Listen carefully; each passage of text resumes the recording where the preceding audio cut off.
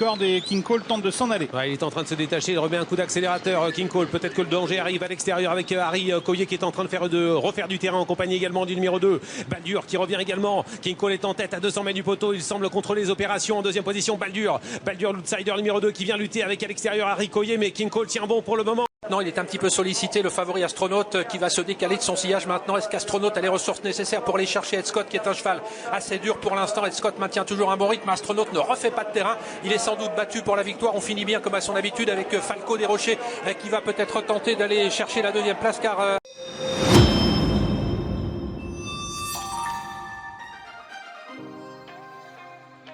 Bienvenue dans Hippique Elite, l'émission où la passion des chevaux rencontre la stratégie des paris. Aujourd'hui c'est le prix de Briard, course d'attelé et seront 16 au départ de cette course sur les 2700 mètres de la grande piste de Vincennes. Analysons ensemble les forces en présence et sélectionnons les meilleures chances du jour. S'il vous plaît, n'oubliez pas de vous abonner pour soutenir la chaîne et ne rien manquer de nos prochaines analyses. Nous commencerons par suivre les courses de référence des préférés de notre sélection. Numéro 10, Hacker Lover. Le Challenger. C'est le préféré de notre sélection. Cheval dont on s'interroge sur ses limites.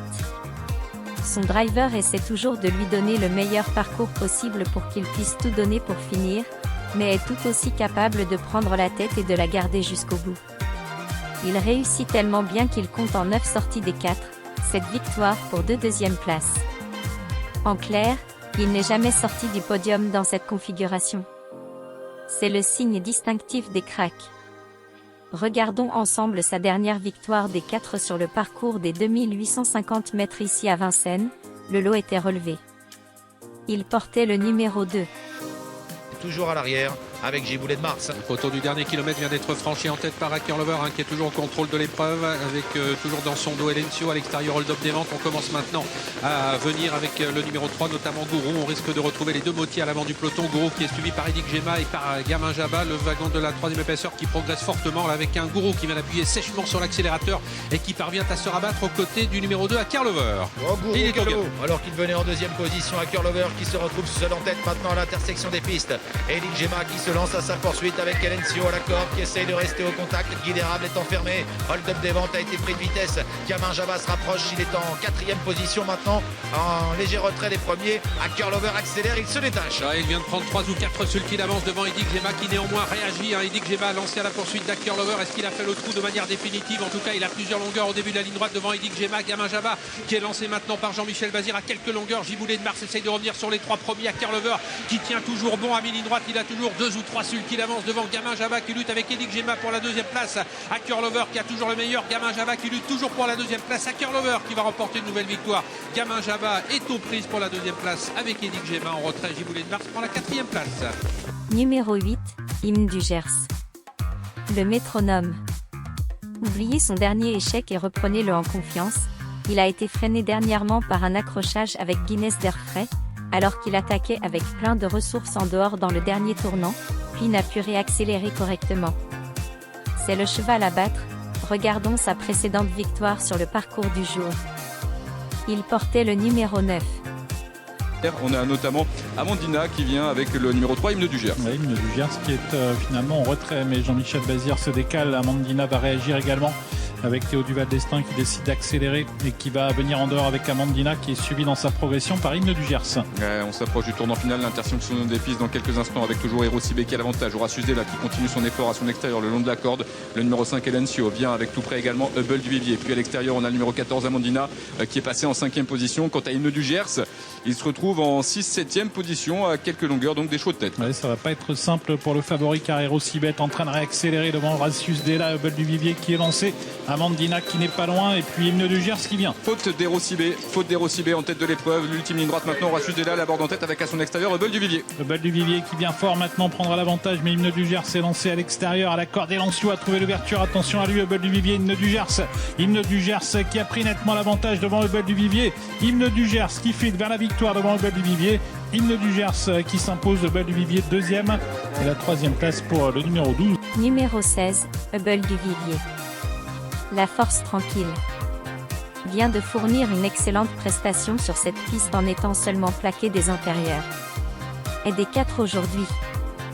Rien à lui reprocher, jouera les premières places avec un bon parcours. Les surprises préférées. Numéro 3, Bocadamo et numéro 5, King Cole. Bocadamo vient de se faire remarquer à 2 reprises sur ses récentes fins de course, c'est littéralement un bolide en fin de parcours. Aujourd'hui il s'élance sur un parcours de tenue, sa distance favorite. Depuis le début de sa carrière, il a toujours gagné sur des distances de plus de 2600 mètres à l'exception d'une disqualification. Cependant le lot du jour est relevé, mais sur ce qu'il a dévoilé sur ses récentes courses, il peut prendre une place s'il ne se trouve pas trop loin durant l'emballage final. Puis le 5, King Cole, c'est l'adepte par excellence des parcours de tenue. Il pourrait vous faire déchirer vos tickets si vous prenez trop à cœur sa dernière sortie. Cette sortie peut comporter des excuses. Il faisait une petite rentrée et de plus, c'était un parcours de vitesse, il est meilleur parcours de tenue. De plus, tout devrait être rentré dans l'ordre car son entraîneur affiche un emoji vert sur sa candidature. Il a les moyens de gagner, attention. Regardons sa première réalisation sur ce parcours, King Cole portait le numéro 6 dans cette course-là. Quoi désormais? King Cole qui a beaucoup réduit l'allure sur le pied de 1,17, toujours suivi de près par Hardy Krone, GK Justus qui progressivement se rapproche à la corde, c'est Harry Coyer qui vient sur une 3e ligne suivi par Baldur et par Bonetto Star. Et on dirige vers le dernier tournant, les chronos ils sont assez exceptionnels, 11-2 au 1000 mètres et là on a nettement repris. Évidemment on calme le jeu parce qu'on est allé tellement vite que ça va être difficile d'aller au bout sinon. À l'extérieur vient Geddes qui est en train de se rapprocher, mais pour le moment King Cole est en tête dans son dos, le danger, Hardy Krone qui est enfermé. King Cole qui a toujours l'avantage, on va sans doute réaccélérer dans quelques instants car on n'est toujours pas allé très vite jusqu'à présent. King Cole, GK Justus à l'extérieur, Baldur qui est lancé, Hardy Krone qui est au galop à la corde et King Cole tente de s'en aller. Ouais, il est en train de se détacher, il remet un coup d'accélérateur King Cole, peut-être que le danger arrive à l'extérieur avec Harry Coyer qui est en train de refaire du terrain en compagnie également du numéro 2, Baldur qui revient également. King Cole est en tête à 200 mètres du poteau, il semble contrôler les opérations. En 2e position Baldur l'outsider numéro 2 qui vient lutter avec à l'extérieur Harry Coyer, mais King Cole tient bon pour le moment. King Cole pour la première fois déféré des 4 pieds sur l'hippodrome de Vincennes, une première pour lui aussi, va réussir à s'imposer, une première en France pieds nus aujourd'hui pour ce cheval entraîné par Vincent Martens qui fait très belle impression. 2e place pour Baldur, la 3e pour Harry Coyer. Les tuyaux du jour. Numéro 15, Glamour Eagle, numéro 14, Apijo de Ligny et numéro 9, Ed Scott. Le numéro 15, Glamour Eagle est un véritable moteur.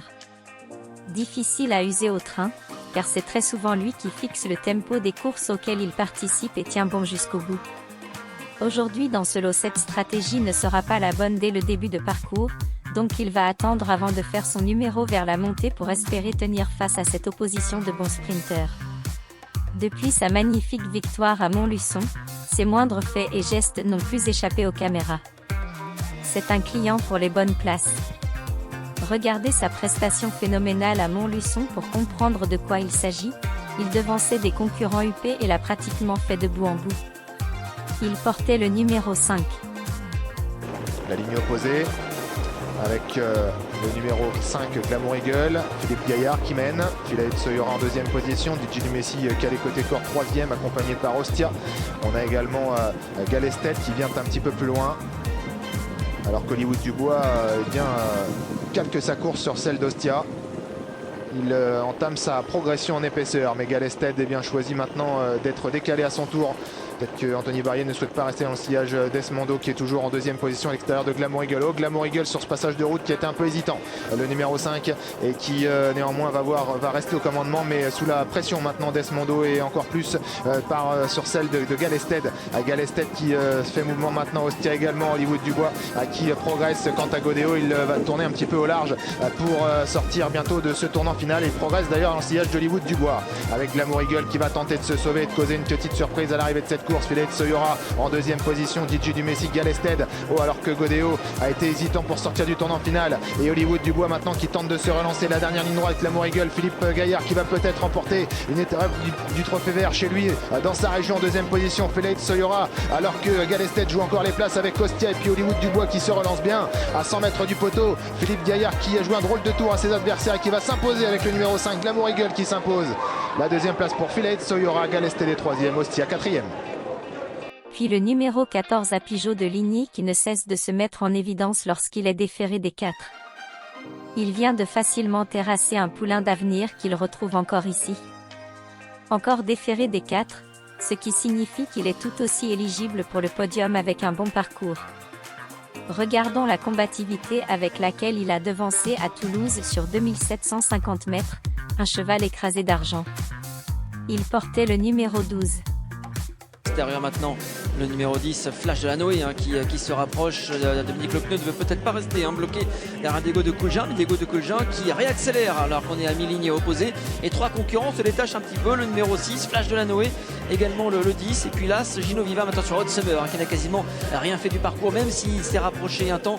Il a pu souffler dans le dos. Il est en 4e position. Voilà Mathieu Brivard maintenant qui met le nez à la fenêtre, tout à l'extérieur avec un Pigeot de Ligny, alors qu'on va rentrer dans le dernier tournant. Mathieu Brivard qui provoque un petit peu l'attaque d'Hot Summer, qui n'a pas voulu prendre le risque de rester derrière Flash de la Noé. Summer, le favori qui se rapproche désormais, mais Diego de Coulgin à 130 contre 1 tient bien son rang pour l'instant au milieu du tournant final. Il a toujours l'avantage. Ah, il va bien encore, alors qu'on va bientôt sortir l'ultime tournant. Gino Viva qui est dans son dos, qui est un peu sollicité. Hot Summer qui semble avoir encore un peu d'eau sur ses attentions à Pigeot Ligny et Mathieu Brivard qui va tenter la passe de 3 aujourd'hui. Début de la ligne droite finale avec le favori Hot Summer qui est désormais lancé par Alexandre Brivard, mais qui va être menacé par Pigeot Ligny, qui plonge maintenant à l'intérieur. Diego de Coulgin est rentré dans le rang maintenant. Il reste 200 mètres à parcourir avec Hot Summer, Pigeot Ligny qui vont lutter jusqu'au bout pour la victoire. Rien n'est fait entre ces deux-là. On termine correctement avec Fidel Madrid, de même qu'Hérodo Bello tout à l'extérieur. Match à 2 entre Mathieu et Alexandre pour la victoire. Et c'est Mathieu de nouveau qui s'impose avec Pigeot Ligny devant le 3 Hot Summer. Diego de Coulgin courageux résistant pour la 3e place au numéro 9 Fidel Madrid.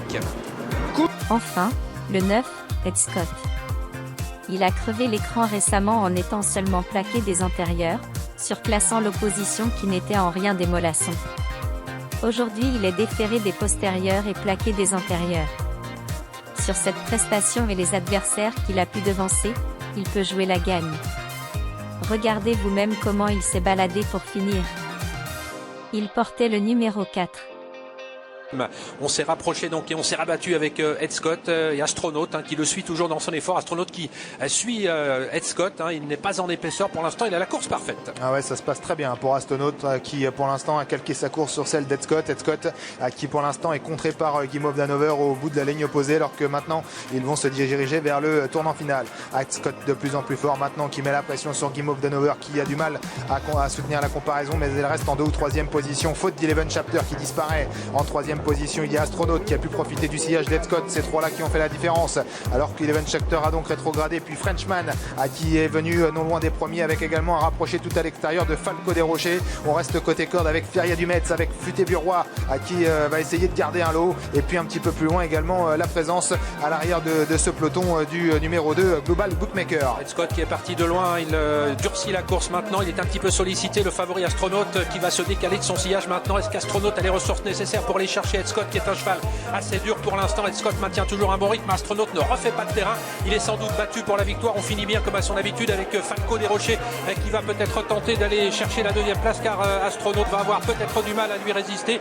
On ne reviendra pas sur le numéro 4 Ed Scott qui réalise une grande performance, même si Falco des Rochers termine fort à l'extérieur. C'est Ed Scott qui s'impose devant Falco des Rochers. Astronaute qui va tenter, il va le faire sans doute, de conserver la 3e place malgré le retour de Futé-Burois. C'est un énorme... Les 2 premiers chevaux cités dans cette sélection devraient être prioritaires dans vos choix, puis pour le reste ce sera selon vos impressions.